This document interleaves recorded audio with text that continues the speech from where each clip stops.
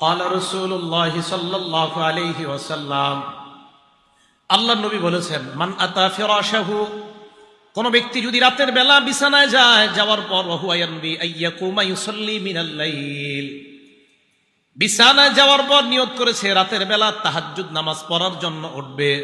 কোন ব্যক্তি বিছানায় গেছে, নিয়ত করছে রাতের বেলা তাহাজ্জুদের নামাজ পড়বে। ফাগলাবাতহু আইনা, রাতের বেলা ঘুমানোর পর চোখ তাকে পরাজিত করে দিয়েছে, ঘুমের কারণে রাতের বেলা লোকটা উঠতে পারে নাই। ফানামা হাত্তা আসবাহা, ঘুমাইতে ঘুমাইতে ফজরের নামাজের আজান হয়ে যায়, লোকটা তাহাজ্জুদের সময় উঠতে পারে নাই। আজকে যারা বাসায় যাবেন, এই নিয়তে যদি আপনারা বিছানায় যান যে আমি রাতের বেলায় উঠে তাহাজ্জুদের নামাজ আদায় করব, রাতে ঘুমায় গেছেন, ঘুম থেকে উঠে দেখেন ফজরের আজান দিয়ে দিছে, তাহাজ্জুদ পড়তে পারেন নাই, আল্লাহ নবী বলেন কুতিবা লাহু মা নাওয়া, নিয়ত যা করেছে তার প্রতিদান আল্লাহর কাছে লেখা হয়ে গেছে। এই হাদিসের বর্ণনাকারী আলকামা ইবনে ওয়াক্কাস আল-লাইসি, তিনি বলেন সামিআতু উমর ইবনুল খাত্তাব রাদিয়াল্লাহু তাআলা আনহু আলাল মিম্বার, আমিরুল মুমিনিন হযরতে ওমরকে আমি মিম্বরের মধ্যে বসে বলতে শুনলাম, সামিআতু রাসূলুল্লাহি সাল্লাল্লাহু আলাইহি ওয়াসাল্লাম ইয়াকুল, হযরতে ওমর বলেন আমি আল্লাহ নবীকে বলতে শুনলাম, ইন্নামাল আ'মালু বিন্নিয়াত, আমলের প্রতিদান নির্ভর করে নিয়তের উপর। নিয়ত যদি পরিশুদ্ধ হয় তাহলে ওই আমলের প্রতিদান আল্লাহর কাছে পাওয়া যায়। যে যেই নিয়তে আমল করবে তার প্রতিদান ওই নিয়তের উপর হবে। হাফেজ সাহেবরা কোরআন হেফজ করে যেই নিয়তে তার প্রতিদানটা হবে ওই নিয়তে। যদি নিয়ত থাকে এমন আমি হাফেজ হওয়ার পর তারাবি পড়াবো আর রমজান মাসে 20-30 হাজার টাকা ইনকাম হবে, তাহলে শেষ হয়ে গেল। নিয়ত কি হয়ে গেল? হ্যাঁ, শেষ হয়ে গেল। জায়েজ না না জায়েজ ফতুয়া দিবে মুফতি সাহেব, মাদ্রাসা নুরিয়া মাদ্রাসা থেকে ফতুয়া আনবেন। ওয়া ইন্নামা লিকুল্লি ইমরিইম মা নাওয়া, প্রত্যেকটা মানুষ যেই নিয়ত করবে ওই নিয়ত অনুযায়ী তার প্রতিদান হবে। এই জন্য আল্লাহ নবী বলেন ইন্নাল্লাহা লা ইয়াকবালু মিনাল আমালি ইল্লা মা কানা লাহু খালিসা। আয়াতগুলা থেকে জানলাম আমাদেরকে আল্লাহ বানানোর উদ্দেশ্য হলো ইবাদত করা। আল্লাহ নবী বলেন ইবাদত ততক্ষণ তোমার কবুল হবে না যতক্ষণ ইবাদতটা আল্লাহর জন্য না হয়। ইবাদত একমাত্র আল্লাহর জন্য হবে, যদি আল্লাহর জন্য হয় আল্লাহ তোমার ইবাদত কবুল করে নেবেন। সহজ বিষয়, ইবাদত হবে আল্লাহর জন্য, তাহলে আল্লাহ ইবাদত কবুল করবে। বুখারীর 1 নম্বর হাদিস থেকে এটা বোঝা যায় আমাদের প্রত্যেকটা ইবাদতে সন্তুষ্টি থাকবে একমাত্র কার? আল্লাহ। বুখারী শরীফের আরেকটা হাদিস শোনেন, 6491 নম্বর হাদিস, 6491। এই হাদিসের বর্ণনাকারী আব্দুল্লাহ ইবনে আব্বাস রাদিয়াল্লাহু তাআলা আনহুমা, عن عبد الله بن عباس رضي الله تعالى عنهما عن النبي صلى الله عليه وسلم فيما يرضي عن ربه عز وجل। আব্দুল্লাহ ইবনে আব্বাস আল্লাহর নবী থেকে হাদিস বর্ণনা করেন, আল্লাহর নবী আল্লাহর থেকে বর্ণনা করেন, এটাকে বলা হয় হাদিসে কুদসি। ইন্নাল্লাহা কাতাবাল হাসানাত ওয়াস সাইয়্যাত, নবী বলেন আল্লাহ সমস্ত ভালো জিনিসগুলা লিখে দিয়েছেন, খারাপ জিনিসগুলাও লিপিবদ্ধ করে দিয়েছেন। সুম্মা বায়্যানা যালিকা, এরপর আল্লাহ সব স্পষ্টভাবে বর্ণনা করে দিয়েছেন। এরপর নবী বলেন ফামান হাম্মা বিহাসানা, কোন মানুষ যদি কল্যাণের ইচ্ছা করে, ভালো কাজের ইচ্ছা করে, ফালাম ইয়ামালহা, ভালো কাজের ইচ্ছা করার পর কাজটা করে নাই। আজকের এই অনুষ্ঠানে অনেক ভাই আসার নিয়ত করেছে কিন্তু আসতে পারে নাই। আপনাদের মাঝে অনেকে অনেক ভালো কর্মের নিয়ত করার পর কর্মটা করতে পারেন নাই। নবীজি বলেন নিয়ত করেছো, কর্ম করতে পারো নাই, কাতাবাহাল্লাহু লাহু ইনদাহু হাসানাতান কামিলা, ওই বান্দার জন্য আল্লাহ নিজের কাছে পরিপূর্ণ একটা সওয়াব লিপিবদ্ধ করে দেয়। নিয়ত করেছেন আপনি, নিয়ত ছিল একমাত্র আল্লাহরে খুশি করার জন্য ওই ভালো কাজটা আপনি করবেন, এমন একটা নিয়ত ছিল আপনার, কিন্তু আপনি কাজটা করতে পারেন নাই কোনো কারণবশত। সওয়াব আল্লাহ আপনাকে পরিপূর্ণ একটা সওয়াব দিয়ে দিয়েছেন। এবার নবীজি কি বলে দেখেন, ফাইন হুয়া হাম্মা বিহা ওয়া আমিলাহা, ভালো কর্মের নিয়ত করার পর কর্মটা যদি কেউ করে আমি তো আপনাদেরকে দিয়ে উদাহরণ দিই, যারা আপনারা নিয়ত করেছেন এই অনুষ্ঠানে আসবেন, আসার পর অনুষ্ঠানের মধ্যে অংশগ্রহণ করবেন, কোরআন সুন্নাহর কথা শুনবেন, আল্লাহরে খুশি করবেন, এই নিয়ত যাদের। নিয়ত করার পর যারা এখানে বসলেন, এখনো যদি নিয়ত না থাকে করে নেন। আছে তো সবার নিয়ত? আল্লাহ নবী বলেন, নিয়ত করার পর কর্মটা তুমি করলা, কাতাবাহাল্লাহু লাহু ইনদাহু আশারা হাসানাত ইলা 700 দিফিন ইলা আদআফিন কাসীরা। আপনারা যারা নিয়ত করার পর এই জায়গায় উপস্থিত হলেন, এর মানে কর্মটা আপনারা করে ফেললেন। আল্লাহ নবী বলেন, প্রত্যেকের জন্য আল্লাহ তার নিজের কাছে 10টা সওয়াব। নবী কয় 10 কেন, 700। নবী কয় 700 কেন, এর চাইতে আরো কোটি গুণ বাড়ায় আল্লাহ সওয়াব লিপিবদ্ধ করে দেন। এ বুখারী শরীফের বর্ণনা। ওয়ামান হাম্মা বিসাইয়্যিআ, আল্লাহ নবী বলেন, কেউ যদি মন্দ কাজের নিয়ত করে, ফালাম ইয়ামালহা, নিয়ত করার পর কাজটা করে নাই। একটা মন্দ কাজ করার নিয়ত করেছে কিন্তু কাজটা করে নাই, কাতাবাহাল্লাহু লাহু ইনদাহু সাইয়্যিআ হাসানাতান কামিলা। কোন বান্দা ভালো খারাপ কর্মের নিয়ত করেছে, করার পর কর্মটা করে নাই, নিয়ত করেছে খারাপ কাজ করবে কিন্তু কর্মটা করে নাই, নিয়ত করছে করবে, করে নাই। এই যে নিয়ত করার পরেও করে নাই, কাতাবাহাল্লাহু লাহু হাসানাতান কামিলা, এই বান্দার আমল নামায় আল্লাহ একটা পরিপূর্ণ সওয়াব লিখে দেয়। খারাপ কাজের নিয়ত করেছে কিন্তু করে নাই, তাকেও আল্লাহ একটা সওয়াব দেয়। ফাইন হুয়া হাম্মা বিহা ওয়া আমিলাহা, খারাপ কাজের নিয়ত করার পর কেউ যদি কর্মটা করে নেয়, কাতাবাহাল্লাহু লাহু ইনদাহু সাইয়্যাতান ওয়াহিদা, খারাপ কাজের নিয়ত করার পর কর্মটা যদি কেউ করে নেয়, তাকে একটা মাত্র গুনাহ আল্লাহ লিখে দেয়। খারাপ কাজের নিয়ত করার পর এই খারাপ কাজ করলে তার আমলনামায় গুনাহ কয়টা?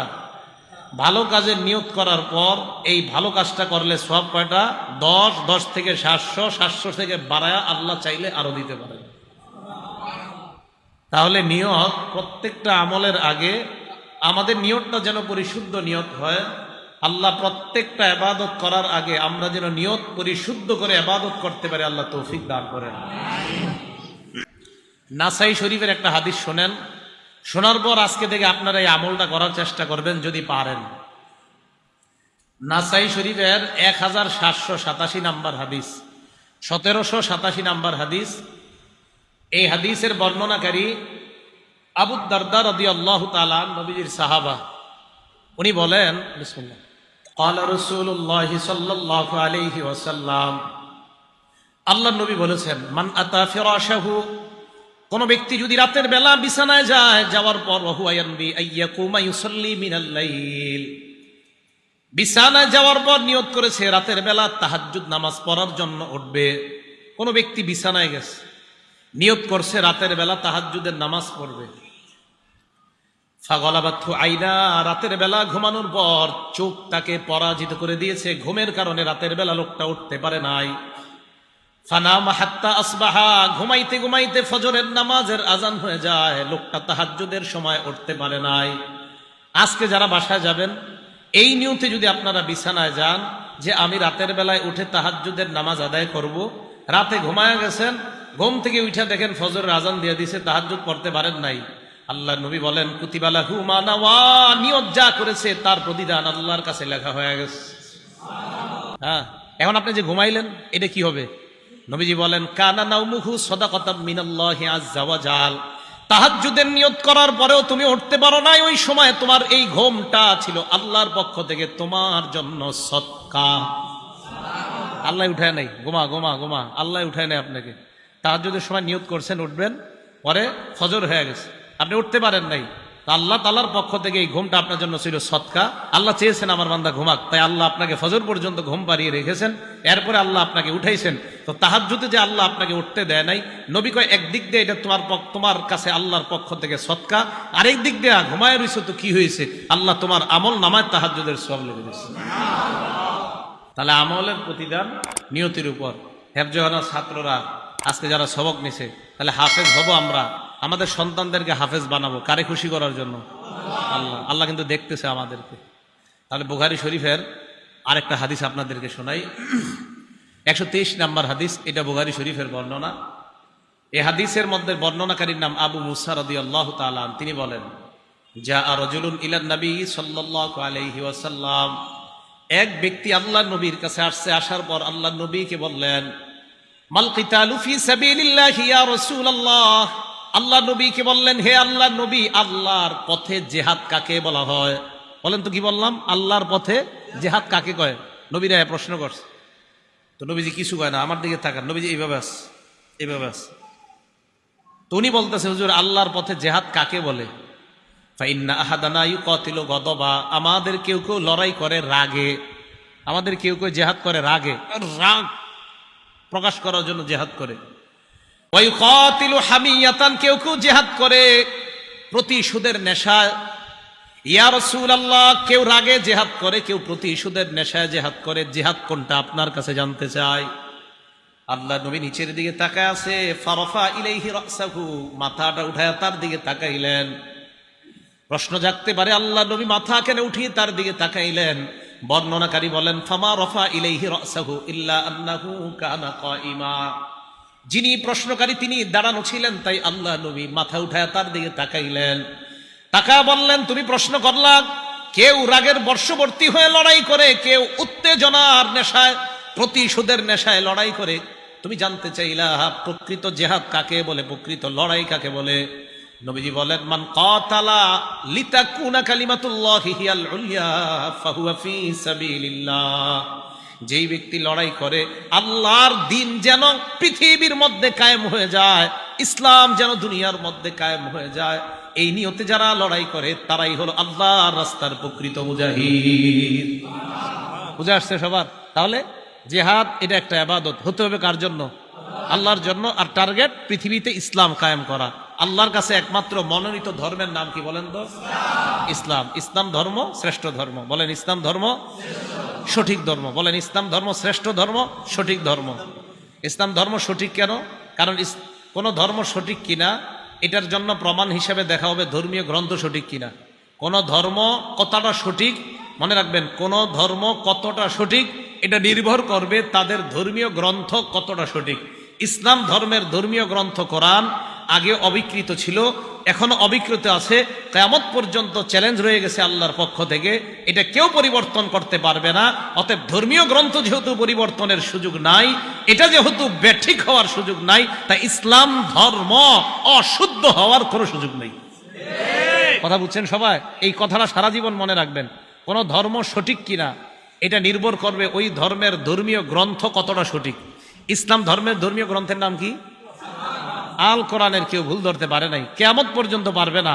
অতএব যেহেতু ভুল ধরতে পারবে না, আর এই ধর্মীয় গ্রন্থ যেহেতু সঠিক, অতএব ওই ধর্ম সঠিক। অতএব আমরা বলতে পারি আলহামদুলিল্লাহ যে আমরা ইসলাম ধর্মের অনুসারী, আমরা মুসলমান। কথা বুঝে আসছে ভাই সবার? আচ্ছা, আরেকটা হাদিস শুনে আপনাদেরকে, বুখারী শরীফের এই হাদিসটা, সহিহ বুখারীর 2810 নম্বর হাদিস, 2810 নম্বর হাদিস। এই হাদিসের বর্ণনাকারী আবু মুসা রাদিয়াল্লাহু তাআলা, তিনি বলেন, যা রাজুলুন ইলান নবী সাল্লাল্লাহু আলাইহি ওয়াসাল্লাম, এক ব্যক্তি আল্লাহ নবীর কাছে আসলেন। আসার পর আল্লাহ নবীকে প্রশ্ন করলেন, ইয়া রাসূলুল্লাহ, আর রাজুলু ইউকাতিলু লিল মাগনাম, জিহাদের ময়দানে অনেক সাহাবারা লড়াই করে, অনেক মানুষ লড়াই করে গনিমতের মালের আশায়। জিহাদের ময়দানে কোনো কোনো মানুষ লড়াই করে গনিমতের মালের আশায়, টাকা পাওয়ার আশায়। ওয়ার রাজুলু ইউকাতিলু লিযিকরি, কেউ কেউ লড়াই করে তার নামটা যেন দুনিয়ার মধ্যে ছড়ায় যায়, এই নিয়তে লড়াই করে। ওয়ার রাজুলু ইউকাতিলু লিয়ুরা মাকানুহু, কেউ কেউ লড়াই করে তার বীরত্ব যেন দুনিয়ার মধ্যে প্রদর্শন হয়। ইয়া রাসূলুল্লাহ, ফামান ফি সাবিলিল্লাহ, এই তিন ব্যক্তির মধ্যে কোন ব্যক্তি আল্লাহর রাস্তার প্রকৃত মুজাহিদ? নবীজি বললেন, মান কাতালা লিল্লাহ, কোন ব্যক্তি যদি নাম কামানোর জন্য লড়াই করে, কোন ব্যক্তি যদি বীরত্ব প্রদর্শনের জন্য লড়াই করে, কোন ব্যক্তি যদি টাকা পয়সা গনিমতের মাল পাওয়ার আশায় লড়াই করে, আল্লাহ নবী কয়টা মূলত প্রকৃত মুজাহিদের পরিচয় না। প্রকৃত মুজাহিদ তাকেই বলা হবে যে আল্লাহর সন্তুষ্টির জন্য, ইসলাম দুনিয়াতে কায়েম করার জন্য লড়াই করবে। আমি নবী তাকেই ইসলামের পথে প্রকৃত মুজাহিদ বলে ঘোষণা দিলাম। এটা প্রকৃত মুজাহিদ। আচ্ছা, আপনাদেরকে আরেকটা হাদিস শোনাই। আমাদের আমল কতটা পরিশুদ্ধ, আমলের আগে নিয়তটা কতটা খালেস হওয়া দরকার, আল্লাহর জন্য হওয়া দরকার। আরেকটা হাদিস আপনাদের আজীব হাদিস শোনাই। দেখেন, আবু দাউদ শরীফের 2508 নম্বর হাদিস। এই হাদিসের বর্ণনাকারীর নাম মুসা। মুসা, আবু মুসা না, শুধু মুসা। এই মুসা হলেন আনাস ইবনে মালিক রাদিয়াল্লাহু তাআলা আনহুর ছেলে, নবীর সাহাবা। এই মুসা উনি বলেন, আমার আব্বা আনাস ইবনে মালিক নবীর সাথে জিহাদের ময়দানে গেছে। যাওয়ার পর রাসূল আকরাম সাল্লাল্লাহু আলাইহি সাল্লাম সাহাবাদেরকে বলতেছেন, যেমন আজকে অনেকে এই জায়গায় আসার নিয়ত করেছে, বেচারারা আসতে পারে নাই, এখনো মনটা এখানে বইরা রয়েছে যে কিন্তু আসতে পারে নাই। আসে না এরকম? দেখেন হাদিসটা শুনেন। নবীজি সাহাবাদেরকে বললেন, লাকাদ তারাকতুম বিল মাদিনাতি আকওয়ামা। নবীজি বলেন, তোমরা মদিনার মধ্যে এমন একদল মানুষ রেখে এসেছ, মা সিরতুম মাসিরাতান। সাহাবাদেরকে বলতেছে, মদিনার মধ্যে একদল মানুষ তোমরা রেখে এসেছ, মা সিরতুম মাসিরাতান। দাওয়াত ও তাবলীগে বের হন না আপনারা?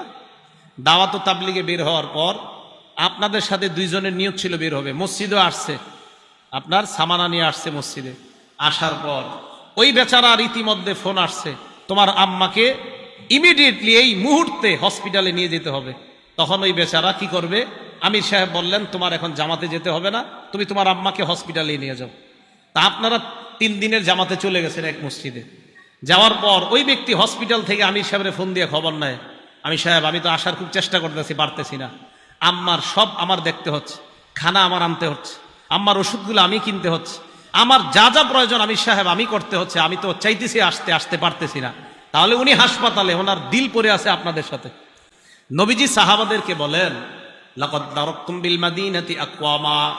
মদিনার মধ্যে তোমরা এমন একদল মানুষ রেখে এসেছো, মা সিরতুম মাসিরাতান, তোমরা যতটা রাস্তা সফর করে অতিক্রম করলা, ওয়ালা আনফাকতুম মিন নাফাকা, যত টাকা তোমরা খরচ করলা, ওয়ালা কাতাতুম মিন ওয়াদিন, যতটা উপত্যকা তোমরা পাড়ি দিলা, যতটা রাস্তা তোমরা চললা, যত টাকা তোমরা খরচ করলা, যত এলাকা তোমরা পাড়ি দিলা।